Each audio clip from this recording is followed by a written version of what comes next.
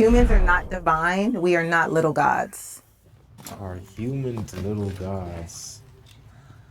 My That's name an is interesting one. Chinasa. Nice to meet you guys. Hi, I'm Sunita. Miriam. I wonder if they're gonna bring up that scripture in the Bible. I'm Yeah, there's like two scriptures they could Viviana. use. Ace. I wonder, man. I'm curious. Okay. My claim is humans are not divine. We are not little gods. And I chose this because I think it's something that is pretty common and commonly associated with the New Age movement. So I'd love to hear your thoughts. I'd like to take that first. As a person who's grown up as a Hindu, I don't really identify as spiritual. I do believe that we have the divine in us. And if I were to translate it, we are made in the image and likeness of God. But more than that, we have divinity in us called the Atma or the soul. And when we reach a certain stage of spiritual development, we become at one with the oversoul or with God, the Brahman. So we are not God, but we do have divinity. And our purpose in this earthly existence and existences, because we do believe in reincarnation, is to become at one with the Brahman. And what causes us turmoil and upset and discomfort and, again, to borrow a term, sinfulness, is when we are not at one with the Brahman. And that is our purpose in Who's life, Brahman? in order to Who's learn Brahman? Who's and that? refine Who's and Brahman? be good, and to make ourselves remember Is that that like we God? are part and parcel of the divine. If you're a producer who hates AI, this plugin might change your mind. This is Reimagining Co-Producer. You can take any I wanna affirm some of what she's saying, and I also want to go a little further with some of this stuff because I think to kind of piggyback on what we were talking about before, Mary in the Quran, she had a brother named Harun or Aaron, and she was named after Moses, who also had a brother named Aaron or Harun. And so what they would do historically is they would repeat the names of their righteous ancestors. And we also see a pattern, like, because I don't necessarily believe in reincarnation, but I do really believe in cycles and patterns, and in my spiritual path. And so we would see where, like, just like rivers to the ocean, they all go back to one. And so there is a pattern here with Enoch, who is sometimes translated as Akhenaten, when we were talking about Isis and Osiris, who sometimes is translated as Idris. You know, again, these people, they bring messages that are then translated to different communities. But the point is that some of these things, if you say it, like, you literally become a heretic. Like, it's experiential knowledge. It can only be understood through tasting. And so there is a Heretic. saying where Aisha would put like perfume on the clothes before she gave it to homeless means people, heretic. because the hand of God was touching the clothes before the poor person did. And I do believe that just as that is the case, right? You can deduce what you want from that there are so-called devils in human clothes as well.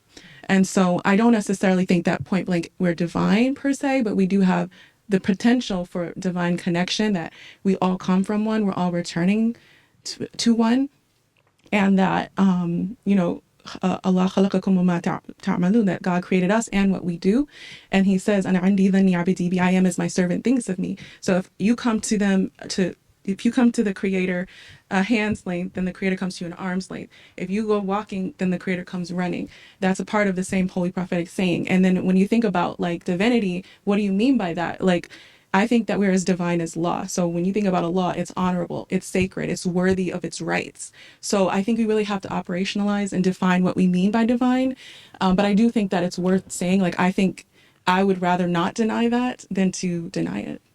Okay, so I wanted to speak to something you said first. You said that we are made in the image of God, and then you also, in the same breath, said that we have God inside of us, Atman. And so the problem that I have with that is having God inside of us denies our free will. If I don't want to be divine on your view, or I don't want Atman inside of me, you have just created a God who is essentially a tyrannical God that does not consider my free will, that doesn't consider the fact that I personally may not want Atman inside of me. This is the distinction from the I don't know about this argument. I'm gonna be real with you, because somebody could say, "Well, I didn't want to be black. Well, I didn't want to be poor. Well, I didn't want to," and I don't. Nah, I think this argument, Loki, set her up for failure. I'm gonna be so G if they notice what I'm talking about. Christian position. The Christian position is that if we so choose to humble ourselves and to come into relationship with God, then we can be indwelled by God's Holy Spirit, which is still a distinction from us. There's still a distinct essence inside of us, a distinct spirit on the inside of us. Okay, And sure. generally speaking, the issue that I have with this little God philosophy or view is that it's not tenable. If we truly are, I think, I don't know if you guys would agree, have a divine spark. I don't know if that's a term that, would you guys agree with the I term? would identify with that. Okay, because I have heard that. And so I wholly reject that based on the fact that when you look at a fire has certain immutable qualities. A fire has to be hot. A fire has to be bright. And when you look at humans in comparison to God, I think we can all agree, even though you may call it the divine and I call it Jesus, there's certain things that we agree that are God's undeniable qualities, such as he's good, he's loving, he's perfectly loving. So when you look at those qualities and then you look at us, you see that we are not perfectly loving. We are not perfectly good. So in order to be a spark, which is an extension of a fire, the spark has to have the same extensions and qualities of the fire. Meaning if the spark is not hot, it's not fire. If the spark is not red or whatever, it's not fire. So if we are not perfect, if we are not righteous, if we are not all loving, then we are not, in a sense, inhabited by this divine spark. There's clearly a distinction. And then one other thing that I'll say is the concept, to me, honestly, is really absurd when you consider in terms of morality. If every one of us are one and we all have the same divine spark, then me deciding to push you down and harm you for whatever reason would not even be criminal, because it would be equal to my one arm slapping my other arm. If we're all truly one, the concept of relationships, if I get married to a man, That's a good I point. might as well just Now she look in the sided. mirror and say, I love you, you're my spouse. Because why would I get married if we're all one and we're all inhabited? Because we are incarnated. That's the reason why we are in this journey, because that spark is separated in this earthly form, because the journey is to be united with the Brahman. So it is not a tyranny, it is a separation. She got to define, bruh, man. She got to define, bruh. Like who that is. Like who is that? It is a longing so that we can be Bruh. at one with the over soul of divinity as such. And when we do fall in love with somebody and decide that they will be our partner in our life's journey, we are actually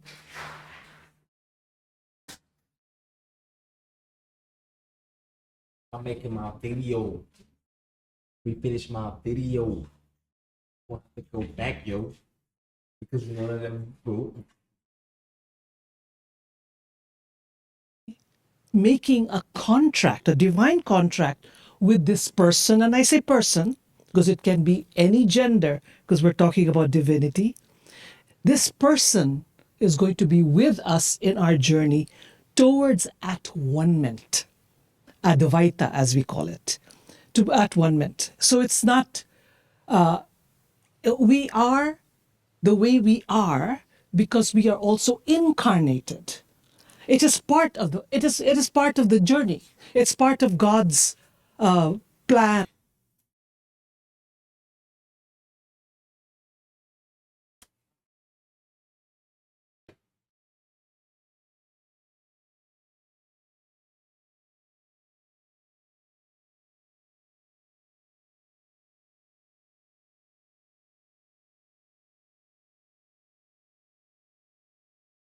I don't know what she just said. I don't know what she just said. That was just a whole bunch of nonsense in my ears. I'm just gonna be so honest with you. What? But maybe I'm saying that because I'm new to that concept of what I just heard. Maybe I'm just saying that because I'm new to it. You know what I'm saying? But let's say it's part of his play, like, his delight that we are in this earth, because we also want to learn more about what it is to be pure, divine, the spark. I Okay. do.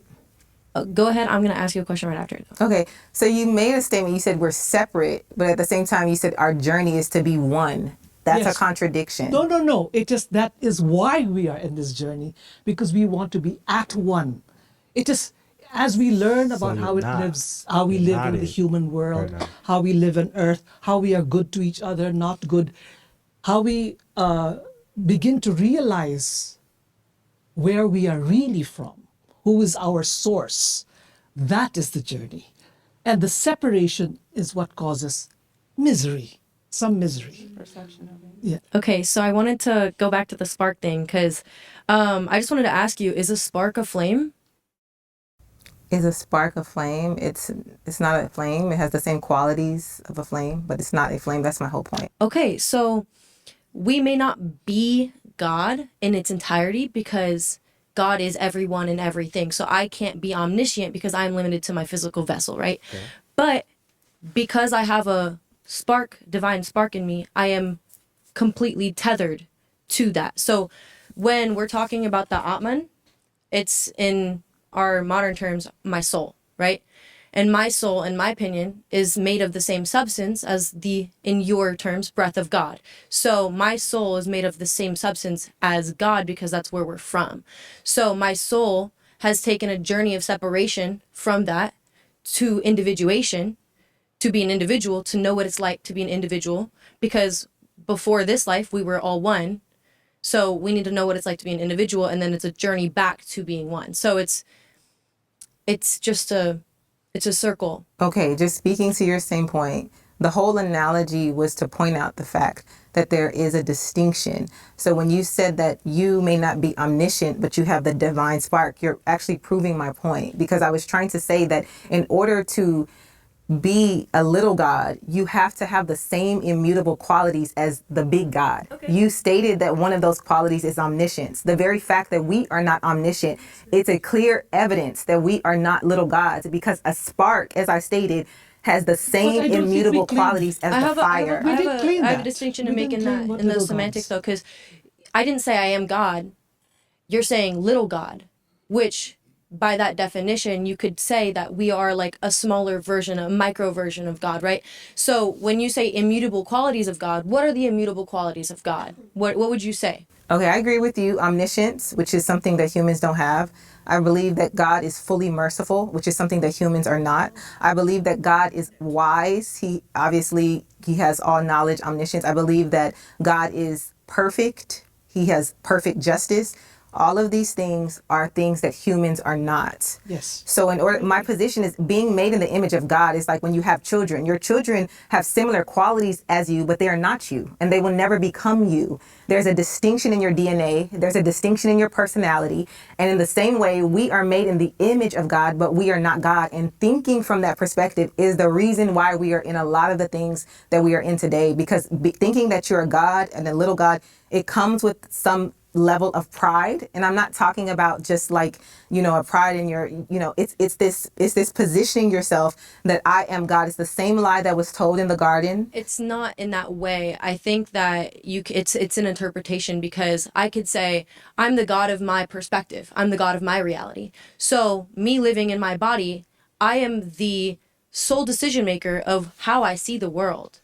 And Okay, so I'm gonna bring this up. I don't think they know the verses, but in the Bible it does God, I think God called the